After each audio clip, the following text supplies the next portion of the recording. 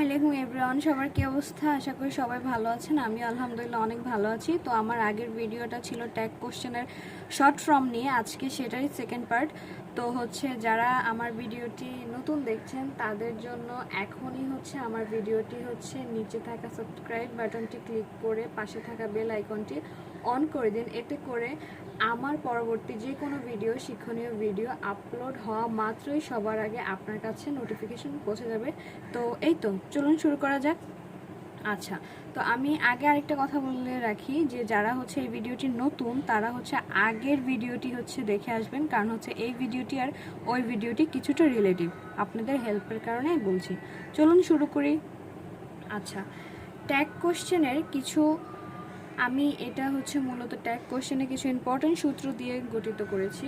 এই মূলত ক্লাসটা। তো এটা শুরু করার আগে আরেকটা কথা বলতে চাই যে এটা মূল টপিকতে যাওয়ার আগে আমাদের কিছু বেসিক জিনিস জানতে হবে। সেই বেসিক জিনিসগুলো নিয়ে আগে আলোচনা করব। যেমন be verb, modal verb, do verb. আমি জানি আপনারা এই সব কিছু জানেন, কিন্তু এই ক্লাসটা শুরু করার আগে এগুলো জেনে রাখাটা একটু ভালো, কারণ এগুলো ইম্পর্টেন্ট, এগুলো আমাদের পরবর্তীতে লাগবে। চলুন তাহলে এটা নিয়ে আলোচনা করি। Be verb, am, is, are, was, were, এগুলো be verb. Am, is, are present, was, were past, will be বা শ্যাল বি এই দুটো future. Modal verb, present, past, come, can, shall, should, will, could, may, might, must, must, এটার কোনো পরিবর্তন হবে না। আচ্ছা, তারপরে have verb, have, has, present, had, past, do verb, do, does, present, did, past. এবার আমাদের যে বেসিক জিনিসগুলো জানার প্রয়োজন ছিল সেগুলো আমরা জেনে নিলাম। এখন মূল টপিকে আসি।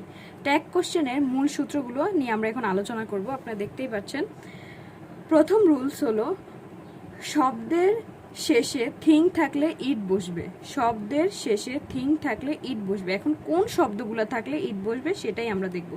যেমন সামথিং থাকলে লাস্টে ইট বসবে, এভরিথিং থাকলে, এনিথিং থাকলে, নাথিং থাকলে, এইসব এই বাক্যগুলো যদি থাকে লাস্টে ইট বসবে।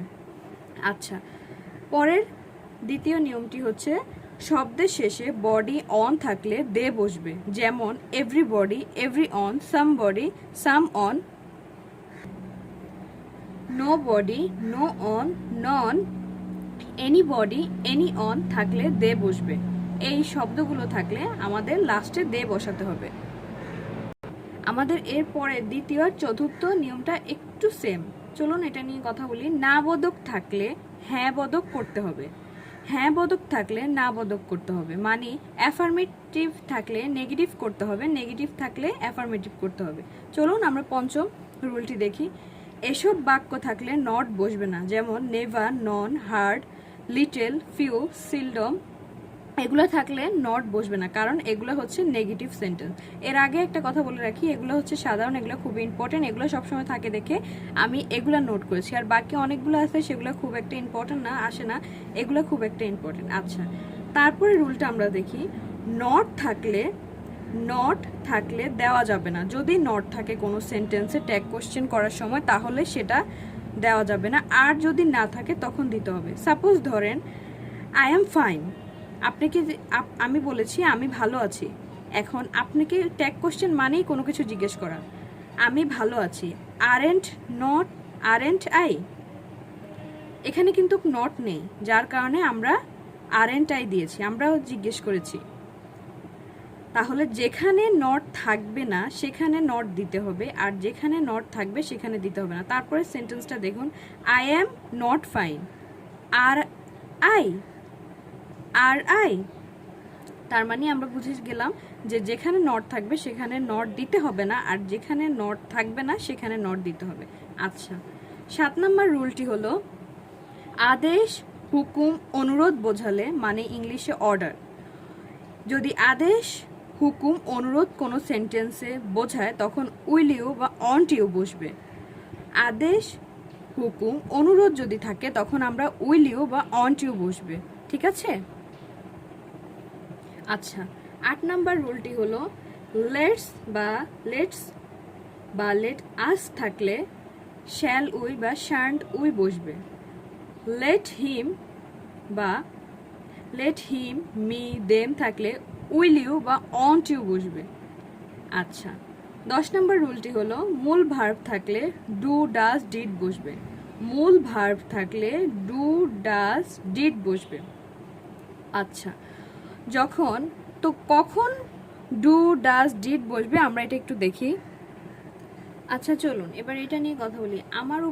আমার খাতায় আর জায়গা নেই দেখে আমি আপনাদেরকে উপরে লিখে বুঝাচ্ছি। আশা করি আপনাদের এটা ক্লিয়ারলি দেখা যাচ্ছে। দেখুন, যদি ডু আমাদের বসাতে হয় আমরা কোন ক্ষেত্রে ডু বসাবো? They play football. দেখুন তো এখানে কি কোনো এস ইএস আছে? যদি এস ইএস না থাকে তখন আমরা ডু বসাবো। তাহলে এখানে দে প্লে ফুটবল, তাহলে ডোন্ট দে হবে। যেহেতু এখানে নাবোধক কোনো সেন্টেন্স নেই তাহলে সেখানে না তো অবশ্যই বসাতে হবে, নট অবশ্যই বসাতে হবে। আর ডু যেহেতু কোনো এস ইএস নেই, ডু তো অবশ্যই বসাতে হবে। আর দে যেহেতু আছে, দে বসাতে হবে। তো সেন্টেন্সটি কি হলো? Don't they. আচ্ছা, তাহলে আমরা আরেকটা বলেছি যে আচ্ছা এখানে আরেকটা আমি কথা বলেছি যে যদি কোনো কিছু না থাকে তখন হচ্ছে ডু বসবে, আর ইএস থাকলে হচ্ছে গিয়ে আমাদেরকে কি বসাতে হবে? ডাজ বসাতে হবে। তাহলে আমরা দেখি, আমার খাতায় জায়গা নেই দেখি আমি এখানে লিখেছি। দেখুন আপনারা, আশা করি দেখতে পাচ্ছেন।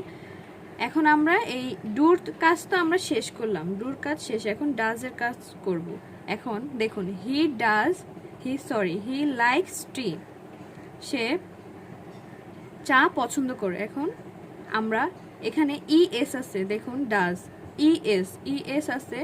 এখন আমরা লিখব ডাজ, যেহেতু এখানে নাবোধক কোনো সেন্টেন্স নেই আমাদেরকে নাবোধক দিতে হবে, এটাই সূত্র। তো ডাজ নট হি, যেহেতু হি আছে আমাদেরকে হি দিতে হবে সাবজেক্ট। তো ডাজ নট হি। তারপর আমাদেরকে আরেকটা সেখানে সেন্টেন্স আছে, বলেছি ডিড ব্যবহার করতে হবে আমাদের প্রথম, দ্বিতীয়, এবার হচ্ছে তৃতীয় নিয়মটি বলেছি ডিড। এখন ডিড কখন ব্যবহার করতে হবে? দেখুন, হি প্লেড ফুটবল, ঠিক আছে, এখানে ইডি আসছে দেখে ডিড হচ্ছে, আর যেহেতু নট নেই, নট দিতে হবে, সাবজেক্ট হি দিতে হয়েছে। দেখেছেন? আচ্ছা, আমাদের এই 10 নাম্বার রুল, 11 নাম্বার রুল গেল। আশা করি আপনাদের এখানে আর কোনো কনফিউশন নেই। আচ্ছা, এরপরে 12 নাম্বার রুলটাও আমরা সেমই লিখেছি। মূল ভার্বের সাথে পাস্ট ফ্রম ইডি থাকলে ডিড হবে, ওই যে এই একই রুল। আচ্ছা, তারপরের সেন্টেন্সটি হলো মূল ভার্বের সাথে এস ইএস না থাকলে ডু বসবে। আপনি যে সুবিধার ক্ষেত্রে আমি হচ্ছে গিয়ে এই লাইনগুলো ভেঙে ভেঙে আবারও লিখে দিয়েছি। আচ্ছা, তারপরে দেখুন, আই এম থাকলে আরেন্ট আই হবে, আই এম থাকলে আরেন্ট আই হবে। সাপোজ আই এম ফাইন, আমি এই এক্সাম্পলটি আপনাদেরকে একটু আগেও দিয়েছি। তাহলে এখানে আই এম ফাইন আছে যেহেতু। আচ্ছা দেখুন, এখন আই এম থাকলে আরেন্ট আই। এখন দেখেন তো এখানে হচ্ছে আই এম ফাইন আছে, এখানে কি নাবোধক কোনো সেন্টেন্স আছে? নেই, যার কারণে আমরা লিখব আরেন্ট, নট না থাকার কারণে নট দিব আই, জিজ্ঞেস করেছে। দেখেছেন? যদি আই এম থাকে তাহলে চোখ বন্ধ করে আরেন্ট আই দিয়ে দিবেন। আর সর্বশেষ ইম্পর্টেন্ট, একদম মাস্ট ইম্পর্টেন্ট, যেটা হলো সর্বশেষ কোশ্চেন মার্ক মাস্ট দিতে হবে। আপনি ট্যাগ কোশ্চেনের সব কিছু ঠিক করলেন কিন্তু আপনি হচ্ছে কোশ্চেন মার্ক দিলেন না, তাহলে কিন্তু হবে না। আপনাকে কোশ্চেন মার্ক দিতে হবে এবং হচ্ছে গিয়ে ট্যাগ কোশ্চেনটা ভালোভাবে প্রপারলি দিতে হবে। আমি আপনাদের সাথে এখানে 15টি রুলস নিয়ে কথা বলেছি। আশা করি আপনাদের ভিডিওটি ভালো লেগেছে। যদি ভিডিওটি ভালো লাগে তাহলে একটা লাইক করে দিবেন, আর অবশ্যই আমার চ্যানেলে যারা নতুন তারা সাবস্ক্রাইব করে দিবেন। আর আরেকটা কথা বলি, আমি এখানে আপনাদেরকে খুব সহজ করে বোঝানোর ট্রাই করেছি, কারণ হচ্ছে গিয়ে প্রচুর রুলস দেখায় নানা ধরনের ভিডিওতে, প্রচুর ভয় দেখায়।